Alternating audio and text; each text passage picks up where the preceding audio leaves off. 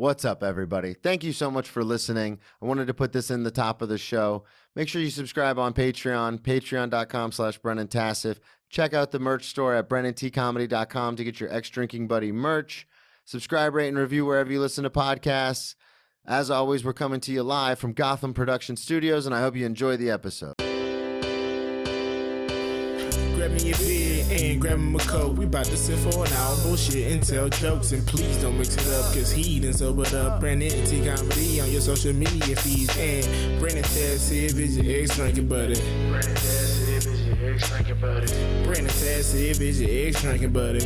Brennan Tassif is your ex-drinking buddy. What is up, everybody? Welcome into another edition of Brennan Tassif is your ex-drinking buddy. I am your host, Brennan Tassif.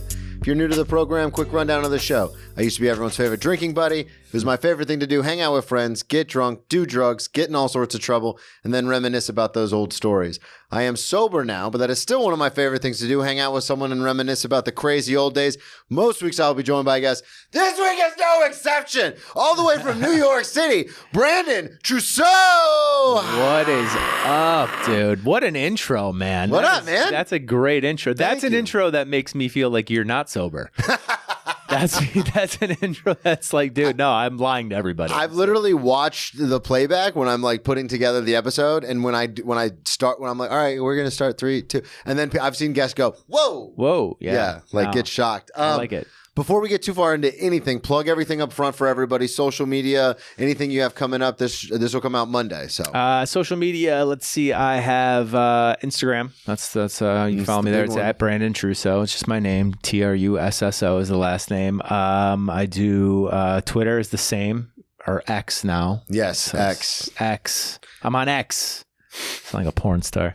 It's the same. It's at Brandon Trusso, right? No, nothing different. And then TikTok, Brandon Trusso. Like I don't change it. I keep it the same. Some people change it and they got these weird names. No, Brennan T Comedy for everything. I had somebody tell me recently, because they had just started a YouTube channel for something. Yeah. It's a friend of the show, Daniel Bearcat. The listeners know who he is, but he started like doing a tech thing on YouTube. Yeah. So he texts me and he goes, hey man, I realize that YouTube is trying to get new people on the platform.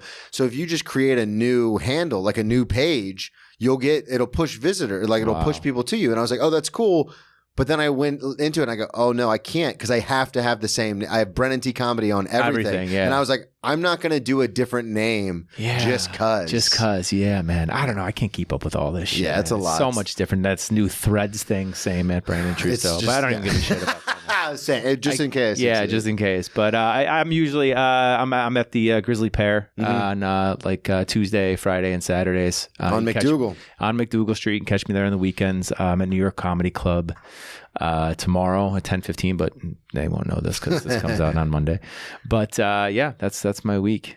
All right. That's my week coming up. Well, I've been wanting to have you on. Glad. Good to be here, man. I appreciate you coming, man. Yeah, I've heard good things. You've been sober for 8 years now. We were just talking about a little over 8 years. 8 years on July 12th. That's congratulations, man. Thanks, bro. I can't believe our sobriety dates are so close. Yeah, when's yours? May 31st. Oh yeah, dude. I think we all it must be the time where we got the summertime where I can't go through another one. Can't do this. Can't do.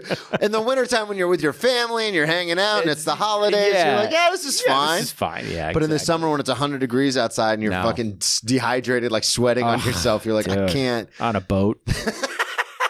Yeah, just on a boat being like, all right, enough of this shit.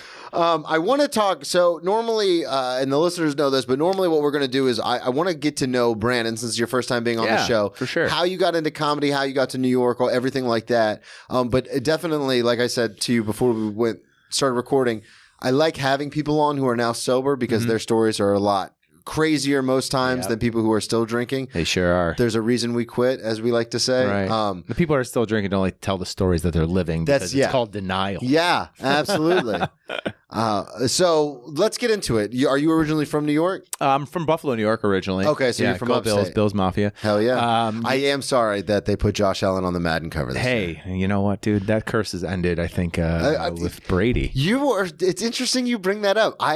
because obviously being in New York now, I have a few friends that are Buffalo Bills fans. And so I say that. Yeah. And every single one has the same response. They're like, because we worried about the same thing that you just brought up. And I'm like, curse is over. We're fine. Everyone's Googling it. Like, now they say if you're on the Madden cover, you win the Super Bowl. Because Brady won the Super Bowl. Yeah, exactly. So originally from Buffalo. And then how did you get into stand-up like as comedy? How did I get into stand-up? Like, to be honest with this is a little bunch of tributaries. So when I was in high school, we had to take this stupid personality test. Okay. Our whatchamacallit, our guidance counselors like, take the test. It was our junior year. Everybody knows junior year in high school is like the year that you got to like figure shit out, right? Yeah. They put all that pressure on you. You're 17, yeah, 16, dude. I'm like, I don't know. I just want to what jerk do you want off to do for the rest of your life? Just let me fucking jerk off in my room for a year.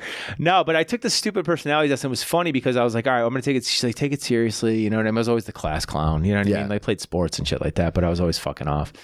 And I took this personality test and like the answers to the test were like stand-up comic and that was like hospitality industry. Wow. And it's funny because I was like, I take this thing seriously and this is the shit I get.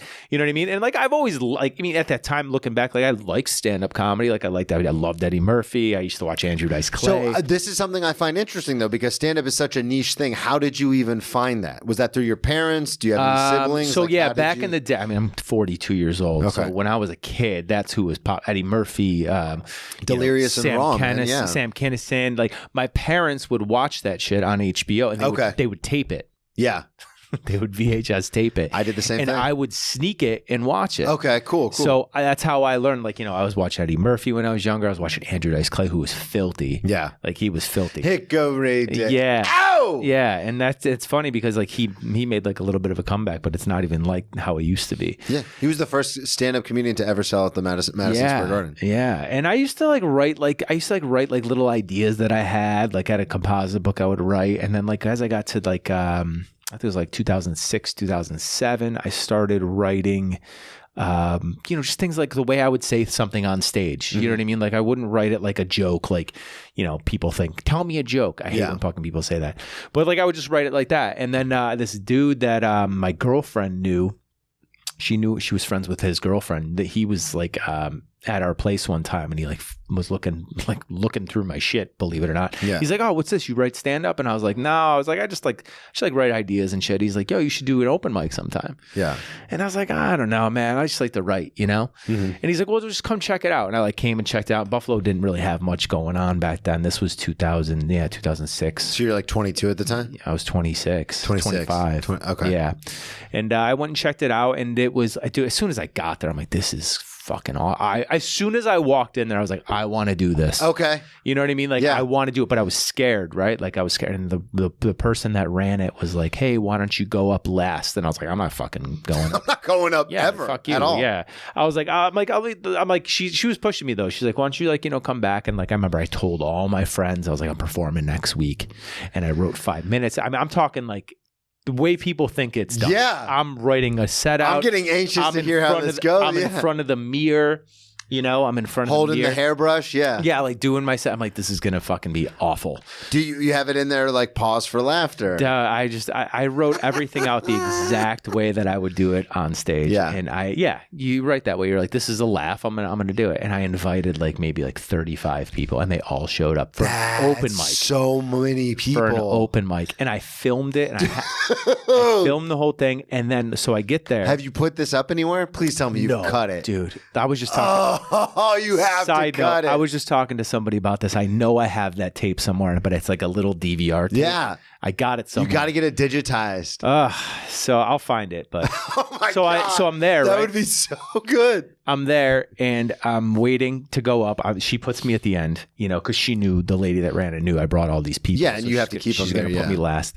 So I'm sitting there, and I'm waiting to go up, and I'm fucking nervous. I'm like hanging out, walking, pacing, doing all this shit, and I'm in the bathroom, and a guy I know comes in. He's like, dude, you want to do a fucking bump? And I'm like, yeah, dude, I got to calm down, so I'll do some coke. That's perfect. Great idea, dude. Great idea, Brandon. Your first time going on stage, do a fucking line of blow. Luckily, this was Buffalo, New York, so the shit was like drywall. So I'm like, yeah, whatever. So do a fucking bump. I have to calm down. Yeah, calm down. Let me do an upper, right? So I get on stage. I remember, I haven't watched it in fucking forever, but it didn't, because of all the support I had, like it didn't go bad. No, there's no way. I mean? And I don't even remember the jokes that I did, but I knew that like, everyone was on my side, and I must have done, I was so fucking high. I must have done fucking 20 minutes and 3 minutes. Yeah. You know what I mean? Just like, yeah. So I've had a friend, because when I moved to New York, when I got my first show ever at the Stand, I was like, this is it. I've been doing comedy for 12 years. So when I finally got a show at the Stand, I was like, oh, I'm going to just blow the roof off. And the managers are going to run in and be like, oh my God, we have to pass you immediately. And I was so excited. And I invited a couple of friends from Florida that have since moved to New York. And one of my buddies he used to do comedy with me. He's at the show, and immediately I get like 2 lines into my set, and he comes up to the side of the stage and he goes, slow down. Because I was so nervous. Yeah, you get amped. Yeah. You lose track of, like, this is before like I knew anything about, like, I'm glad this person let me go last because I didn't know anything about the light. I didn't know anything. And like, that helped me out. But like after that, I was so hooked. Yeah. I was like, I'm coming back next week and I'm going to bring 50 people. You know what I mean? And Did you keep bringing people? I kept bringing people. And like I had good standing in the city because I bartended. Mm-hmm. So I knew a lot of people, and that's like kind of, how I started to kind of, and there wasn't a comedy club at that time. This is 5 years before Helium. Yeah. Okay. So I was, producing, I started to break off and produce my own shows. I would like. How long did it take for you to start doing that?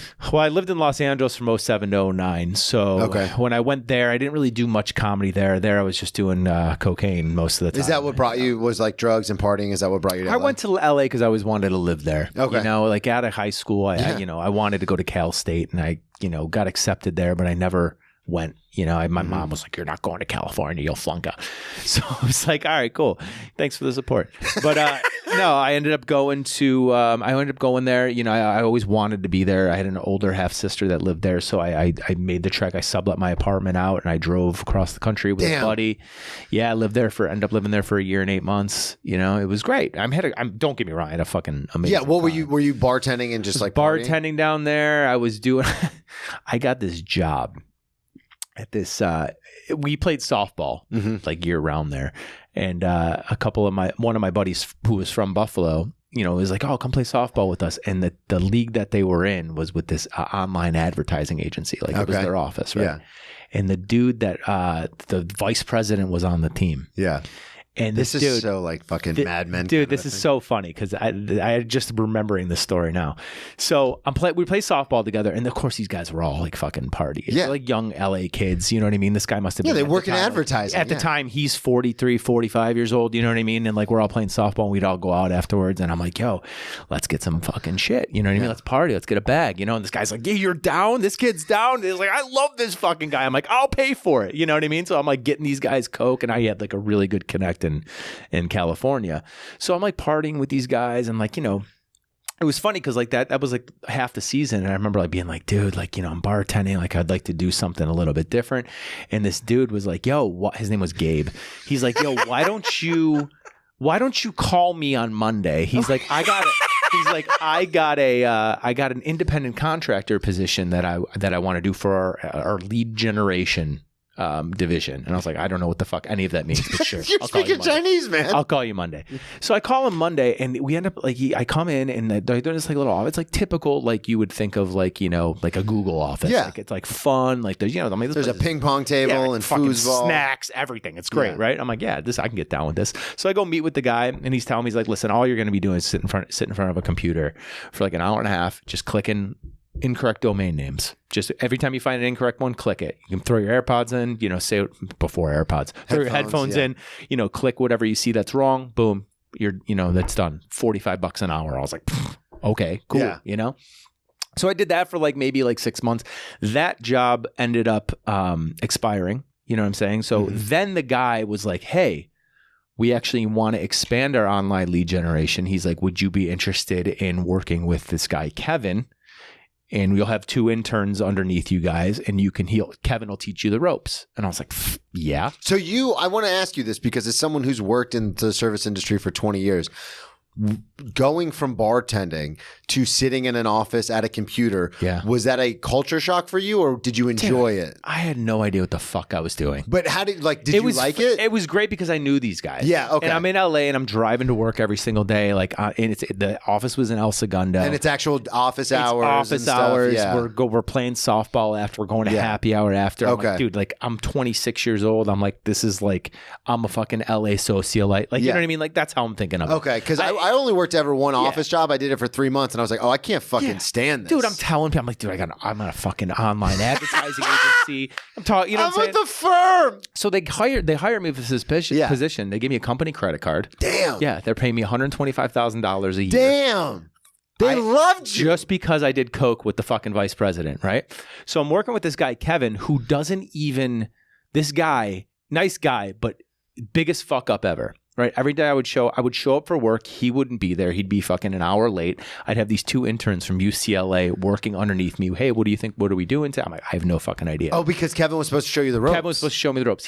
Sometimes he would show up. I'm sitting there. I'm Googling Wikipedia. I'm Wikipediaing, reading. I think I read about the World War II one day. I was like, oh shit. That's all I did. Right. But anyways, my job was essentially this is so outdated, but we sold ad space on websites. Yeah. You know what I mean? Click here, add this name, add your first name. That's what lead generation was. Okay. And it would all be, sold through our agency. Well, I had to meet with we did a lot of phone calls with, other, offices in New York City, San Francisco. And same company, different offices, or no, different agencies. Yeah, to see what we could sell to them on top of what we were selling to websites. Got it. And then we had a lot of communication with our San Francisco office, who was the same office, right? But I remember one time the vice president came and he's like, Kevin, you and Brandon, take Brandon with you. You got to go meet these 2 guys from San Fran. And he's like, all right. He's like, we're gonna do dinner at Mastro's Steakhouse. Oh, yeah. Phenomenal steakhouse. And I was like, all right, it's owned by the same company mine is. Yeah, I'm like, I'm excited, dude. Yeah. Let's go, right? And we're talking. Me and Kevin are talking. He's like, dude, we're gonna get the seafood tower. It's fucking amazing, dude. It's gonna be great. Get a And I was like, cool. And he's like, I'll meet you there at 7:30. The 2 guys coming from San Fran. He's like, they're cool dudes. He's like, just listen. You'll learn a lot from this dinner. I'm like, all right, cool. All right, cool. So I show up there 7:30. Dude fucking texts me. He's like, I'm not gonna make it. He texts you this at 7:30? I'm like, what? I'm like, I'm here right now, dude. He's like, dude, just don't worry about it. Just anything that they ask you that you don't know, he's like, just text me. He's like, but just get them drunk and you'll be fine. I'm like, okay. That's not how that works. I'm like, fuck, man. So I'm sitting there in this fucking dinner, and these 2, don't get me wrong, these dudes were cool as fuck, right? They're just total laid back. They're not, Mastro's it's high end. Oh, and these guys got polos on and fucking, they're just chilling, right? So we just got fucked up and ate dinner, right? That's it. That's it, man. I was leveling with him. I'm like, guys, to be honest with you, I don't know shit. Kevin was supposed to be here. I was telling him, I'm like, I'm kind of his intern. You know what I mean? He's like, all right, well, whatever. He's like, we'll just run all this through him. I was like, yeah, pretty good idea. Did you lay down the card, the company card? I paid for everything. Fuck yeah. I paid for everything. That's such a G move. But I said, I'm going to pay for this because Kevin was supposed to be here, right? Yeah. And whatever, dude. But after that, what ended up happening is that San Francisco office took over our office, and I got laid off. And I was probably because of the dinner. They were like, we went to dinner. This guy doesn't know anything. They're like, we're taking over. He doesn't know shit. I wanted to ask you, since you were talking about the first time you did stand up, you were doing coke and going out to LA and everything. When was the first time you started drinking? Dude. Well, I mean, when drinking wasn't my vice. Okay. My vice was actually opiates. Okay. But, coke and stuff like that. That whole party lifestyle. I think I had my first drink when I was 17, 18 years old. It was nothing out of the ordinary. And I mean, it wasn't even the substances that were at that time that were the problem. It's a lifestyle. Mm-hmm. Bartending when I was younger, you're When did you start bartending? 18? In 20. 20? Okay. Yeah. And I was doing ecstasy a lot. And you're the hot guy and you're fucking back there just flipping bottles. Numbers. Flipping bottles, doing it all, man. Yeah, man. Wild life. Yeah. So how did you get into that? Because you mentioned that you wanted to go to Cal State, but you ended up not going. How did you get into the bartending life? So when I stayed home that year, I didn't end up going to school. that year. I just bartended. So you were just like, oh, I'll just start bartending? Start bartending, and that was in 99, 2000. Okay. And then 2001, then I started, doing some stuff around locally, like, managing. Like my uncle opened a bunch of hotels. I was helping him do that. Okay. I was doing some, I was managing one of his. He opened a restaurant in 2003, 2004. I was managing that for him and the hotels. So it's funny because you go back to that personality test that I took, and I was doing hospitality. That's exactly what I was thinking. Comedy. Yeah. I was like, this. Now I'm looking back, and I think it was fucking spot on. Yeah.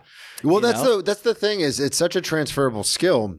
Yeah. Like just starting even at like I started working in fast food when I was like 14. It's easy. And it's one of those things where like just being able to talk to people, you get used to it. And then I got into restaurants and same thing. Yeah. And it's such a I can go anywhere in the country and get a job within 2 days. Absolutely. You just find a restaurant, a nicer restaurant, and be like, hey, I've got this much experience. And then like you're hired. Yeah. So that's the thing is like when you had mentioned going to LA, being a bartender for as long as you were before you left is such a transferable skill. You could just be like, people will be like, do you have a job? It's like, I'll get one. Right. Like it'll take me a day and a half. I'll get one. Exactly. That's what I did when I first moved here. Yeah. So when did you, if you don't mind, I did want to ask you about the opiates and things like that, only because obviously now with the fentanyl and everything, it's really crazy.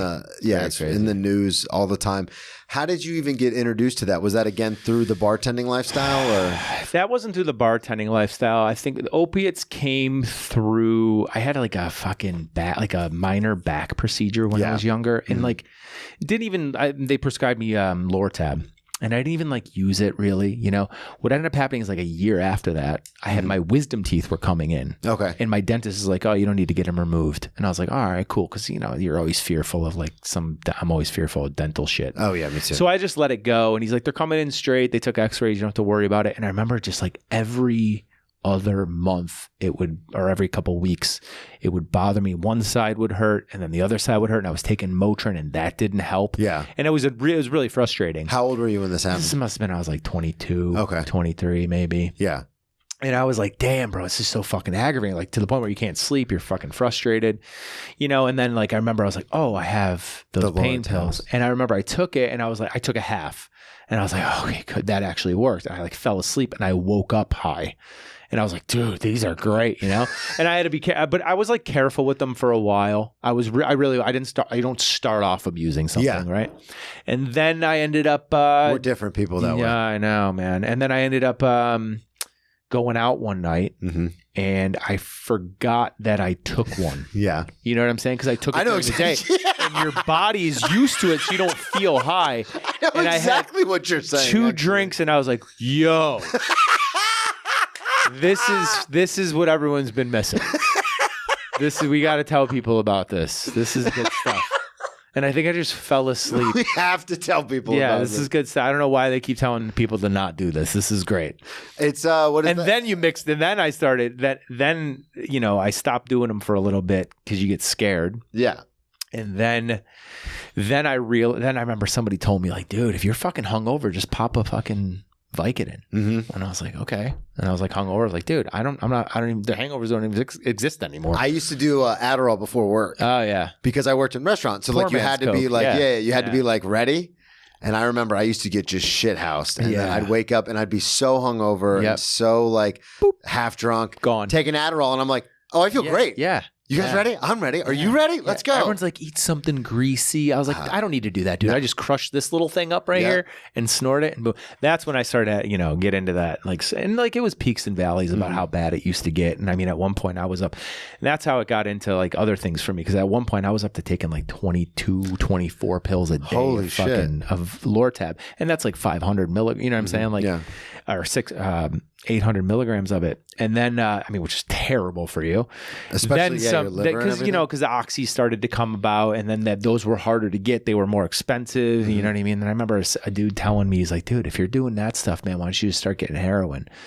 And I was like, heroin's rightfully so. It's got such a negative stigma.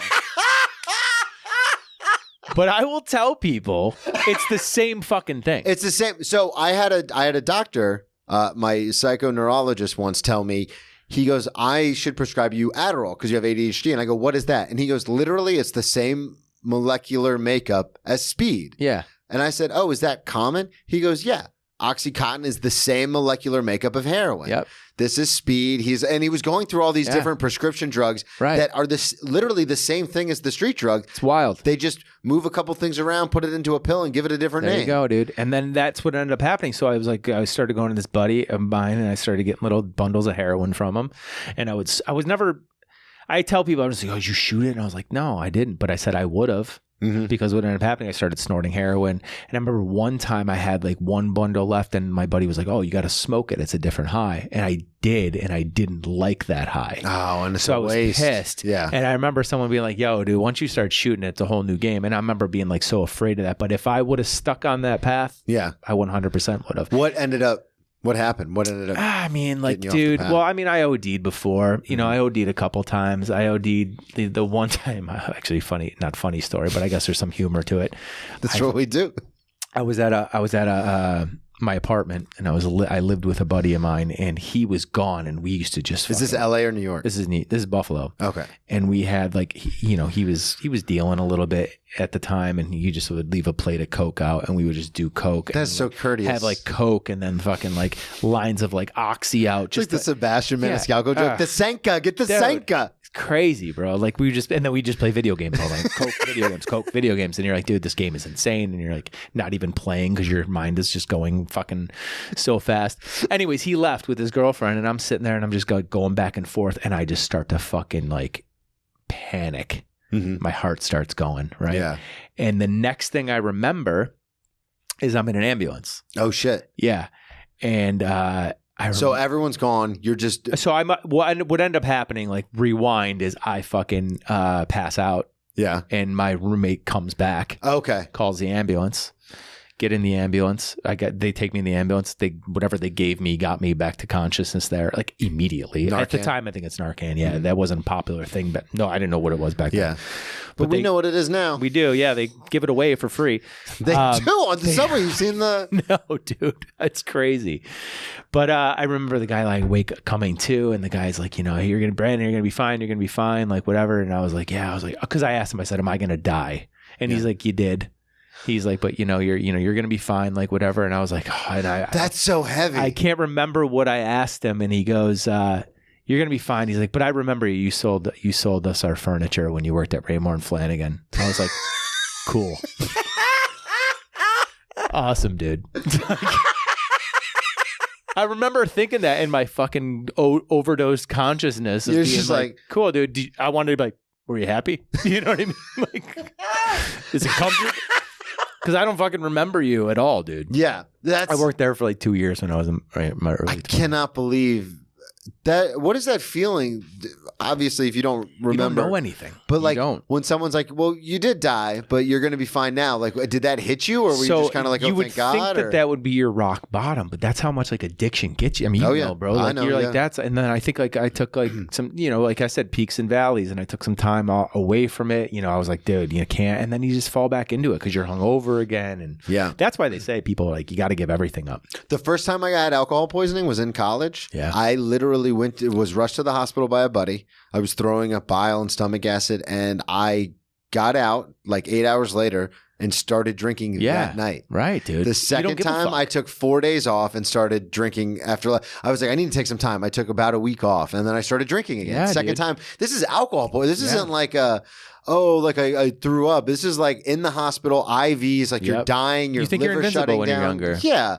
And then the third time I got it real bad was when I went to the hospital, and the doctor was like, yeah, you should have been dead like a few hours ago. Like we're looking at the toxicology report. You shouldn't be here. Yeah. And that's when I was like, all right, I got to hang it up. It's like crazy. I have to. Like this whole, I'll just do it on the weekends, or I'll just do it with my friends. because that's what you convince yourself. Yeah. And that's the thing. I think it was like, that was a peak and valley. And then like, I mean, I, looking back through all the therapy I got and everything like that, like I think about like, why was I using? Like, it's like, it turned out from like, oh, this feels good. And then you realize that the feeling of the feeling good can help you like not feel like negative things. Yeah. So you lean on like, well, I don't want to be upset about this breakup, and I don't want to be upset about like my parents getting divorced, and I don't want to be upset about this. So you just kind of use. And then your body, like you asked me like when it was my final thing, I just remember being like, yo, like I just don't want to do this anymore. Yeah. And like but then when you say you don't want to do this anymore, but you can't stop because your mental makeup is like, I don't want to get sick. Yeah. I don't want to go through this. This is what we do. Yeah. This is what we do. Yeah. You just manage it through getting Suboxone when you don't have opiates. So you're like good when you have an event. I'm like, yo, that's like looking back. I'm like, that's no way to live, dude. You can't just fucking like self-medicate through life, you know? Because Florida's a big state with rehabs and stuff like that. We had so many kids where there were certain halfway houses where you could go, but you had to be completely clean. Yeah. Like there was no Suboxone. There was nothing. Yeah. And then there was other where they're like, no, you can take Suboxone. And like they would put you on no weaning process. It's like, just take it. It's like, then just go back to doing heroin. Like, what are we doing? Like, it's the same. Coming off of Suboxone's worse than coming off of fucking opiates. Or coming off of actual heroin. Yeah. And it's so weird how like people just have a different ideas. But you after going through the peaks and valleys and everything, what did you do to get? Because you're not. Are you an AANA guy or? I did. Well, I got arrested. Okay, a bunch. Fuck yeah, yeah, dude, cool, right? But 8 times, baby. Yeah, man. I ended up doing weekends in jail at one point where I had to do like. But my rehab was court ordered. Mm-hmm. I had a counselor that I had to meet with every day. Did you get arrested for possession? Yeah. Okay. Yeah, I got arrested for like fucking 50 pills of Oxy. Yeah.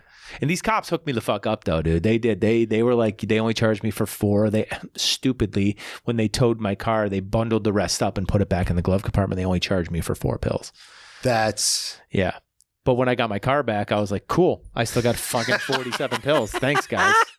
Well, the thing is too now, because of the pill mills and stuff. Yeah. I know obviously it's state to state, but in Florida, 1 pill gets you 5 years. Yeah. Just no questions asked. This was back in 2013 or okay, so this is before a lot of the hammers came down on this kind of stuff. Yes, very, very. And I, like I said, you mentioned the fentanyl thing. Like I missed that because I'm sober in 2015. I missed that by like a year. Yeah.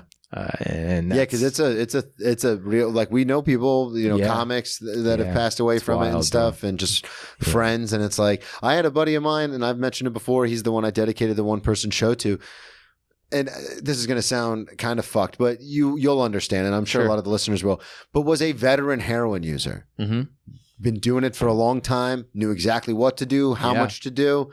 Some people are like that. Was very, very, I don't want to say good at it, but very precise with what he was doing. Yep.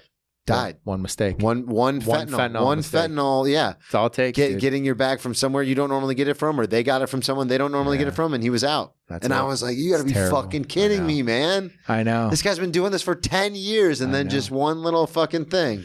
It's crazy, though. You go through all that, and so the rehab was court ordered, and I had and I remember I just could not get out of rehab. I just kept fucking up, and was it in New York? It was in Buffalo. Okay. And luckily, the lady that I had on my side, I remember she said to me I remember one time I was in there for about 4 months, and it's generally like a 5 to 6 month program, and then they're like, you're fucking not even gonna get through this. But I remember I came in one time, and it was like November. Is it inpatient or outpatient? Outpatient. Okay. Because I was, in and out. And with jail on the weekends and rehabs. And this, yeah. So I would go meet her, and I'd have to piss. And I remember I had to see her on I think it was a Thursday, because I went in on Friday. Yeah. And it was Thursday I went to see her, and I remember I drank the night before, and I did a bump. And in my head, I was like, fuck, like, how am I getting through this? I was like, there's no way I can get through this. It just is what it is. I'm just going to go piss, like, whatever. So I remember she calls me on Thursday. They tested me on that Wednesday or Tuesday. I can't remember. So I was like, that's right. I was like, it's 2 days. I might be okay if I drink a lot of water. Might be able to get through it. Yeah. Yeah. So I get in there, and she's like, all right, sit down. And I was like, what's up? She's like, well, you tested positive for cocaine. So I'm going to level with you. And I was like, wait a second. I'm not here for cocaine. And she's like, repeat what you just... She's like, you're trying to tell me that you're here for a certain drug so you can do other ones? And then she was like... Then she said, you've been here for... Wait. I'm not here for cocaine. I'm not here for cocaine. Yeah, I'm here for opiates. You didn't find any of those in my fucking blood, did you? I remember she said to me, she was like, listen, you've been here for 4 months. She's like, you have 2 dirty errands, one in your beginning and one now. She's like, this one's worse.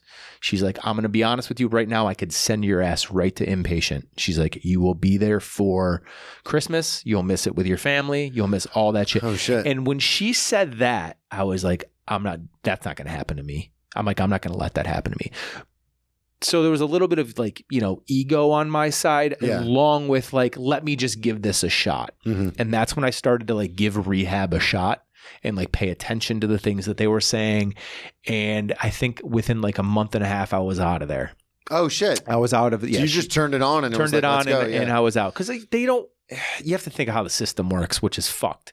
It's kind of like your cattle, right? Like they don't want to keep you in there because it costs them money, and if they're not going to keep you in there, they're going to do what it takes just to move you through the next part of the system. It's just like the public school system. Exactly. So they're okay, cool. You're good for this month and a half. You didn't fuck up again. Boom, you're good. Your sentence is almost up for good behavior anyways, because that's separate. And then I was out within like 7 months of all of that. And then I was clean for a total of 9 months. And that was 2013. And I remember my sister got married in Jamaica, and I was like, well, I'm going to go to this wedding. I'm going to drink and blah, blah, blah, blah. And I did. And were you drinking? Because you had mentioned drinking and then doing the bump. Were you drinking? I was still drinking, yeah. Okay. I was still drinking. Because I do know some people who are in opiate recovery who still drink. Yeah, so I was still drinking. This timing was around like 2012, 2013, because my sister got married in 2013, and we went down to Jamaica for that wedding. And I got... I was drinking down there, and I remember I was hungover as fuck down there, and I came back. It's so hot. But I just continued like that little bit of like, that lifestyle, you know what I'm saying? And I started dating somebody, and it was great. Everything was good. And I remember we got in a massive argument one night, and she's like, she left, and I was so hungover the next day. I had something to do with like my cousin's birthday party, and I was like, going through like fucking, cleaning stuff out because I had to get like, this outfit ready for this party, and a fucking pill fell on the ground. From the outfit? From the outfit that I haven't worn in like 2 years. Yeah. Right? And I was like, I had that moment. Should I just chuck it or just do it? And I just took it. Yeah. Because you're hungover. And the one thing you know to get over a hangover. Yeah. And I was like, cool. And then I'm like, no one knew. Yeah. Nobody knew anything. And that was cool. And I remember that sitting in my mind. And then it started to snowball from there. And this is the time where I was working with, I worked for Porsche for 7 years. I worked for them. I was a, sales rep and a brand ambassador for them. And so then it started to snowball into that. That's a cool fucking job. It was. Yeah, it was cool. I mean, I liked it, but you know what I mean? Like I liked it for certain things, but obviously I was still doing comedy at that time. So it was kind of like, which one do you want to do more, dude? I say that all the time. I love my night job in the restaurant, but it's like as soon as I get past somewhere, it's like I'm going to have to go to lunches somewhere. Why? Yeah. I mean, that's how it was. I mean, I'm blessed to be doing comedy full time now, but at that time it was like, like this is paying the bills. You know what I'm saying? So, and I enjoyed, and don't get me wrong, like I enjoyed it. Like I had a beautiful But it's like a Porsche. Yeah, I had beautiful cars. I was doing awesome trips with the company. I was doing cool stuff. But at that time, when I found that pill, like that spilled over into like that was 2013, 2014. That 2013 to 2014, that year of relapse, that's tough because, so many people are on your side for you being what they think is clean. Yeah. You know what I mean? Like, and I was still like drinking and stuff like, but they know only drinking. And then it just snowballed. And then I had a dealer that lived in the inner city of Buffalo. Oh, shit. And I started to call him during the middle of my shifts, and I would just put a dealer plate on a fucking 911 and go down. I remember one time I took a fucking $150,000 car down there. Did you really? To the inner city of Buffalo? Yeah, dude. Because I was like, I got to go pick up this stuff. Like, boom, I'm going to... Those are the... So he said to me, he came over. Oh my God. It's a fucking white 911 Turbo S with a fucking red interior. He comes over and he like drops the pills on my lap. And he's like, dude, people are talking. Don't fucking come down here with these cars. Yeah, because you're blowing up his spot. Yeah. He's like, yeah, dude, people don't drive this shit. One time, I got pulled over. Going to pick up shit from him, and I was driving a Cayenne. This is before you got the stuff? So you had nothing on you? No, I had shit on me. I picked it up. This is a separate time. But I had a Porsche Cayenne SUV, and I went. He wasn't at his house, but he was like at a couple streets over. And he came over and he like dropped. We just drop it on my lap. Yeah. And he's like, when you leave, he's like, just go straight and make a left. Cops are over there. I was like, okay. I'm not thinking anything of it. Boom. Go over, make a left. Boom. Lights go off. I'm like, fuck. I'm on company time with a company plate in a company car. Like I have my demo, but this wasn't it. You know what I'm saying? Yeah. I'm like, and I have fucking 15, 20 pills of OxyContin on me right now. So I make it, the cop comes over. He's like, what are you doing around here, buddy? I was like, dude, I said, I'm so fucking lost right now. I'm trying to find Jefferson Street. I have to take this title over to this customer to get it signed. He's like, oh, just go up 2 streets here and make a right. And I was like, oh, thanks, man. Sorry, I got to get back to work. And he's like, yeah, no problem. Get the fuck out of here. I just made that up at the top of my head. So he comes up to the car and you're just like, I'm fucking so lost. Yeah. I said, I can't, I can't figure the fucking GPS out on this car. I was just about to ask that. Jefferson Street. Yeah. And he's like, oh, I was like, yeah, I got this. And I had there was a folder on the car that my dealer plate was in. There was nothing in the folder. Like I always put my folder on the dealer plate. Yeah. So if you have it in the front seat, no one can see it. So I just was like, yeah, I'm like, I got to bring this title over to this guy to have him sign it. I can't find Jefferson Street. That's such a like lawyer move. Like, you know what I have in this folder? Dude, nothing. And he's like, oh, no, just go 2 streets up there and make it right. And I was like, oh, thanks, dude. Thank you. I was like, I got to get back to work. Wow. Dude, and my heart was like. Yeah, I could imagine. Boom. Was this after your dealer was like, stop bringing these cars around here? That was like maybe the second or third time afterwards. Okay. But I told him, I was like, dude, I got to bring something. I'm not going to bring my car down here. Yeah. You know what I mean? Yeah. Well, that's the thing. And a lot of people who don't get in very much trouble don't understand, but your actual car is registered to you. Yeah. And cops Yeah. love to just type in license plate number. They do it all the time. That's why I did it. Yeah. I was a professional criminal, dude. Fuck yeah, I was like, man. I'm not getting in trouble. Porsche is. I remember one time when I was driving on a suspended license for my second DUI in my car, a cop pulled up right behind me and I was like, this is it. Yeah. Like, he's going to run my plate. You know. Whenever they pull up behind you, they run your plate. Sure. That's just what they do. Yeah. And I was like, I'm fucked. And then luckily someone came flying the other way. So he pulled out to like pull them up. But I remember sitting there like, he's run, because as a criminal, I knew he's running my plate. So it's like, what do I do? Yeah. Like, I could just take off. I could pull into a driveway and act like I live there. Yeah. But if he ran my plate, he knows I don't live there. Yeah. Yeah. Oh my God. So for you, because there's a fucking dealer plate. It's plate. nobody's car. Yeah. And I mean, to be honest with you, it's a very believable story. Yeah, absolutely. Because he's like, 2014 GPSs aren't that like common in cars. Yeah. I had a suit on and it was like, dude, I can't get this fucking GPS to work, man. Yeah, man. I was like, I can't get the GPS to work. I'm trying to find fucking Jefferson Street. God, dude. I wanted to ask you did send me a couple of stories. I wanted to ask you about the stand-up on cold medicine. What happened there? So this is after you were sober? This is after I was sober. Okay. This is after I was sober. And like, you know how it goes. Like the first quick question. I'm sorry. I don't mean to cut you off, but before we get into that, when you in 2015 when you get sober again, do you still drink and stuff, or you got completely sober? No. So when I sobered up in July 12, 2015, it was like completely everything done. Yeah, I knew I couldn't because I knew if I was like, and people say, do you ever think you could drink? Do you ever think you could smoke weed and stuff? And I was just like, I know how I am with substance. Yeah, me too. And if it's like, hey, I can do this, and I take it to the extra limit. Like I do that with a lot of things. Like even when I'm like buying sneakers or I'm buying like these little like bursts of like I need all this and I need all this. So I'm like, stand up. Stand up, right? Yeah. I mean, there's healthy things like working out. Like I have a fucking torn labrum. I'm at the gym 6 days a week.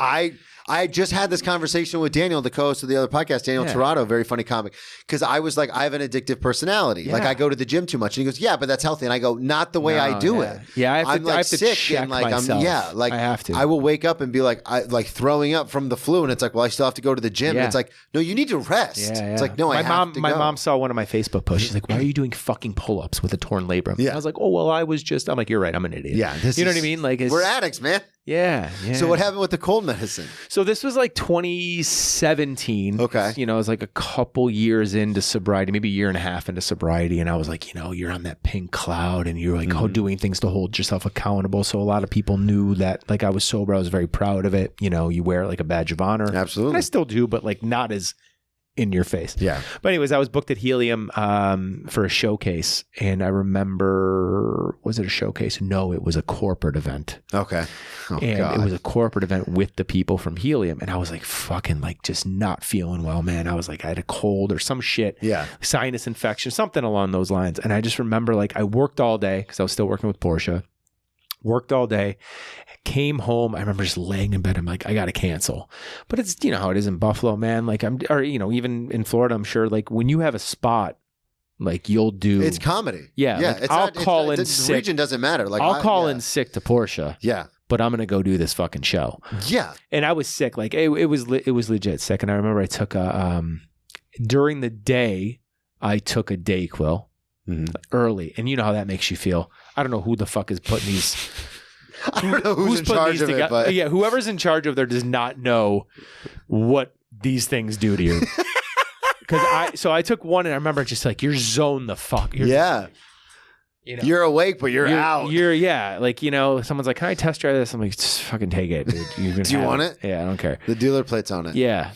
Tell them the title's in the folder. Yeah. So I remember just like I was like, I come home and I'm like, all right, dude, like I got to get up for this thing. And I remember I took, you know how Dayquil is, it comes in packs of 2. Mm-hmm. So I took one in the morning, and the Dayquil's got like a little bit of caffeine in it, so that's why it's Dayquil. What keeps you awake. That's what keeps you awake, and then the NyQuil doesn't. So, anyways, I'm like so out of it. I took one during the day, and then I had one. You'd take one like midday, but I never took the midday one. Mm-hmm.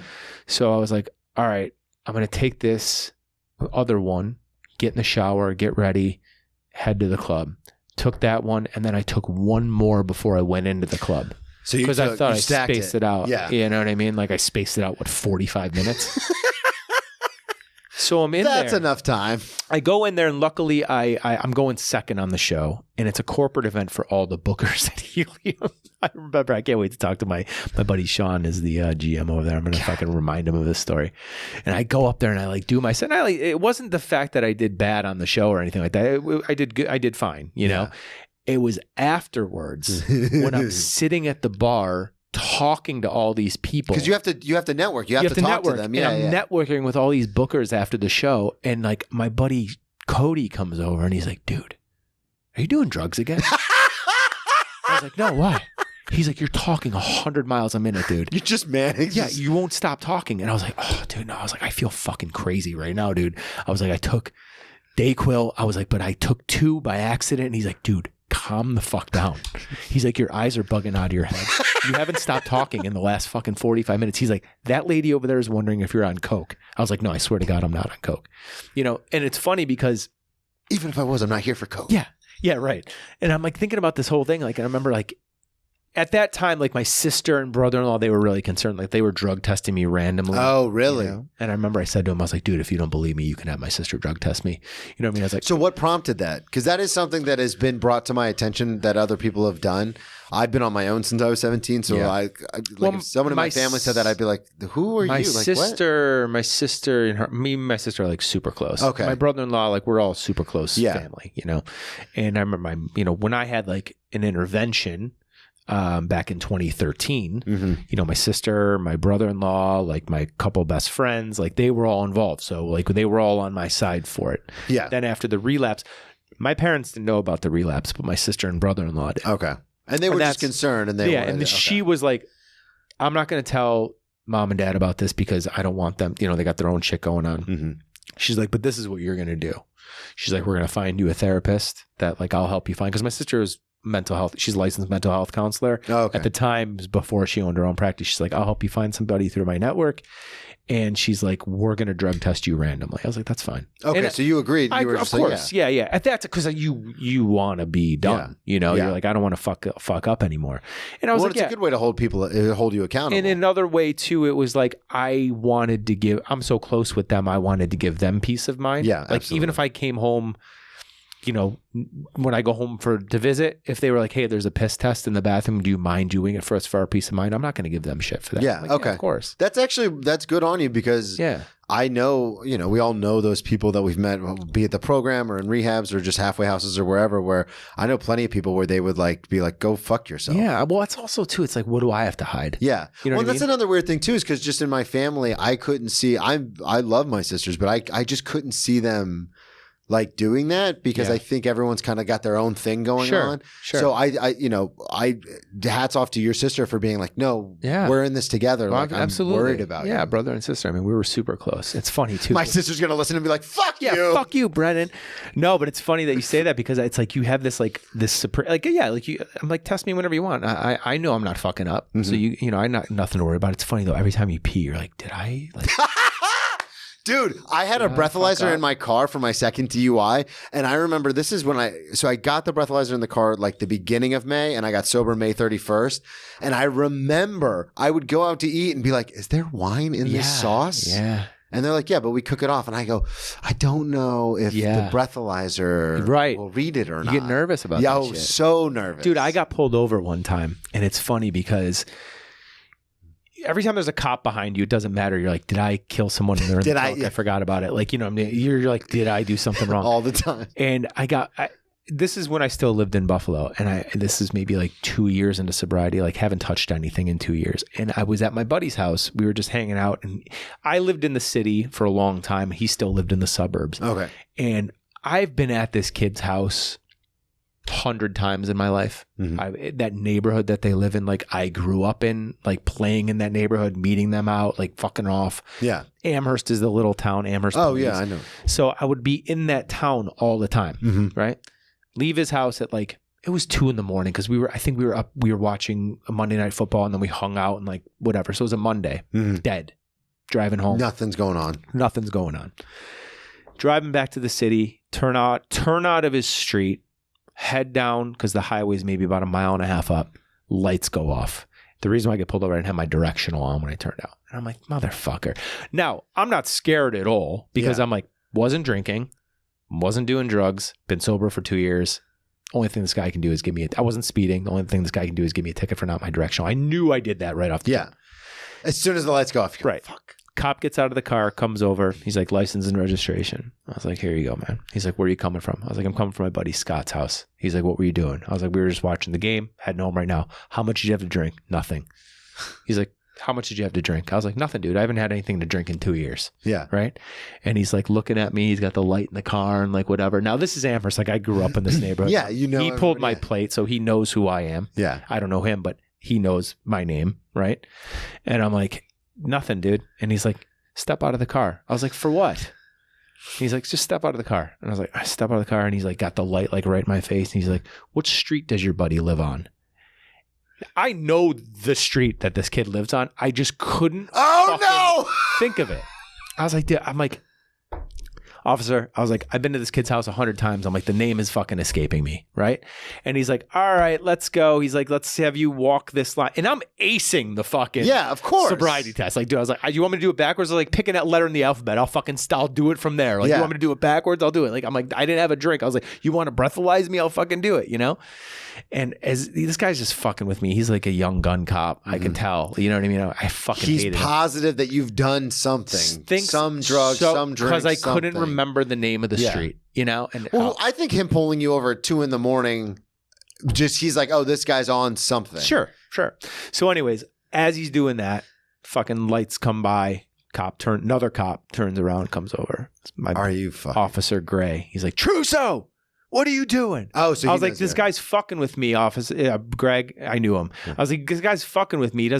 He thinks that I've been drinking. I've been sober for 2 years. He's like, John. He's like, he's fine. Let him go. I was like, fuck. Thank you, dude. Did you get a ticket? No. Got in the car and left. Like, so that cop, Officer Gray, he was cool. He knew us all. Yeah. You know what I mean? Like, what ended up happening with the comedy club, with the bookers, when you were talking? Dude, I was just fucking. Did you? Because we got off that because we were talking about taking the drug test. Did you convince them that you were not on drugs? So my buddy Cody came over, and I was like, yo, you could tell my sister if she wants to drug test me, I like take anything or whatever. And he's like, yeah, she's like, this guy won't stop talking to me over here. Because I was just like going. And I remember Sean, the GM, was just laughing about it, dude. Like nothing came of it. Did you end up getting booked at any of the heliums? I was booked there a lot. Okay. Yeah, so I was booked there. That didn't affect it. I just thought that was so funny because it was like, you know, like everybody knew I was sober. That happens to me sometimes. And people are like, are you fucked up again, dude? And I was like, no. Because of our schedules, the way they are. Yeah. I call it, I think it's a common thing, but I'll be punch drunk. Yeah. Where like I have to get up early to go to the gym before I go to work the lunch service. Yeah. Then I get off from lunch and I go hit a mic, and then I have to run right into the night service at work. Yeah. And then I'll end up at the stand or the cellar after all the dust settles. And I've been going for like 18 hours straight on 6 hours of sleep, and I'm so tired. And I'll just start saying dumb shit. Dude, when you're tired, that's worse than being drunk. Yeah. And people are like, are you hammered right now? And I go, no, I've been sober for like 5 years. And they go, are you sure? And I'm like, I'm just punch drunk. Like I knew I had to come out to like book someone for the podcast. So I chugged a bang and I came straight here. There you go. Yeah. And I'm like fucking out of it. Yeah, all right. Yeah. But it is a weird feeling when people are like, are you sure you on, dude? Yeah. Like nothing, man. Nothing, what's going on? We have time for one more story. And this is something that has happened to me. And I was very interested in about the young woman that you had met and then didn't meet. Dude. And then, so take the listeners through it. So let us know what happened. When was this? This was at a party. I shouldn't even say a party. It was at a, it was. I think I was probably like 22 years old. It was a frat party. I go there, right? And I didn't even want to go that night. You know what I mean? Like, That's how it always happens. It was a fucking, hanging out with a buddy of mine, and he's like, "Come on, let's go." And I like, as soon as you walk in, you're like, "Fuck, what am I doing here?" Yeah, But I was like, I was like 22, 23 years old at the time. I was like, it's like all good, and like start drinking. Like they had a keg there. We start drinking this beer. I started like walking around, like talking to different people. And there's this girl like with her buddy or with her friend sitting on the couch, and like I like just go like sit on the corner of the couch. And I'm just kind of like, and like they had this like, get the fuck out of here look on their face. Yeah. I am familiar. And I'm like, okay, like whatever. Like, but your fucking extreme drunk confidence is you're like, I'm gonna blast right through. I'm gonna win them over. Yeah. And I'm sitting there and like listening. How many times have we done that to an audience? I'm They'll like, love me. Yeah. And I'm like listening, like, you're on your phone, you're like, oh yeah, it's like whatever. And I just like I'm like they were talking about something. I can't remember the specifics of it, but I remember I leaned over and I was like, yeah, I'm like, that's happened to me before. And I was like, hey, I'm Brandon. And she's like, are you fucking kidding me? Oh, no. And I was like, no, I'm serious. That's my name. It's Brandon. And she's like, I know you. And I was like, well, how do you know me? I was like, what high school did you go to? She's like, we fucked 2 years ago. And I was like, oh, was it good? And I was like, John, we should go, But I had no idea. Dude. So this was how many? So was this in high school that you had slept with her? No, it was like right out of high school. Okay. But I had no idea. I didn't even know her name. You know what I mean? Like it was like. So none of it came back when she said it? Like you weren't like, oh yeah? It was yeah, sure. And I don't think it registered until we left. And I was like, who the fuck is that? Did you ever find out? Yeah, I think it came to me, but not until I was like halfway fucking back home. But at the time, I was like, sure. Why not? Okay. Yeah. Thank you for making me look good in front of all these people. Yeah, whatever you say. I guess we slept together. Yeah, I don't know. Yeah. And then for a second, I was like, she can't. Maybe she's got it mixed up. You know? Maybe she thinks I'm somebody else. She was like, are you fucking kidding me? God, that's nuts. It's like, no, I swear that's my name. I know who the fuck you are. We slept together. Yeah. I've had it happen where I've seen someone and I go, they look so familiar. Yeah. And I can't pinpoint it. And then, like you said, like I'll leave. I'll be like, well, how the fuck do I know that person? Yeah. And then I'll be like, oh no. I just ignored a person that I've slept with. And I think about this sometimes because it's like, this doesn't even it's like making me try to sound like cool or anything like that. But there's like, during those like drug hazy years. Oh, that's what I'm talking about. Yeah. There's so many situations that I was involved in that like sexual situations that I'm like, I guess. Yeah. I've had it before where I've told stories and like I've told them so often now that they've just become a part of. But when I first started telling them, I had to like reference the police report to be like, because like I would get arrested and people would be like, well, what happened? And I'd be like, I don't fucking know. I don't know. Yeah. And then, you get out, then you get a public defender or a lawyer, and then they give you the police report and I'd read through it and be like, oh, this is what happened? We're like werewolves. Yeah. Yeah. Like, oh, you murdered a whole village? I'm like, sure. I'm like, I was slamming my head into the back of the cop car, like, fucking take me now then. And I was like, what is wrong with me? Dude. I was never I was never like a bad drunk or a bad drug user. Yeah. I was like the happy one. But there's times I was like, don't remember, like you don't recall those situations. I was always the happy one until authority got involved. Yeah. I was always happy-go-lucky. We're having a good time. The second somebody would be like, you can't, I'd be like, yeah, let's fucking, who can't? Yeah. Who can't? Let's go. Let's. Meet you outside. Dude, this was so much fun. This is Thanks great. for coming on. This is awesome. Yeah. dude. Plug everything one more time. Let everybody know. Instagram at Brandon Trusso, Twitter, X, whatever the fuck it's called, at Brandon Trusso, Threads, that's stupid. Same fucking name. Yeah, you can see me at the Grizzly Pear usually on Tuesdays, Fridays, and Saturdays. Beautiful. Yeah, Thank you, everybody, so much for listening. At Brennan T Comedy on all social media, BrennanTComedy.com. I'll be in Philly October 6th and 7th. I'll be at the Stand September 7th. Check it out. Yeah, man. Talk to y'all next week. Dope. Thanks, bro. Dude, that was great.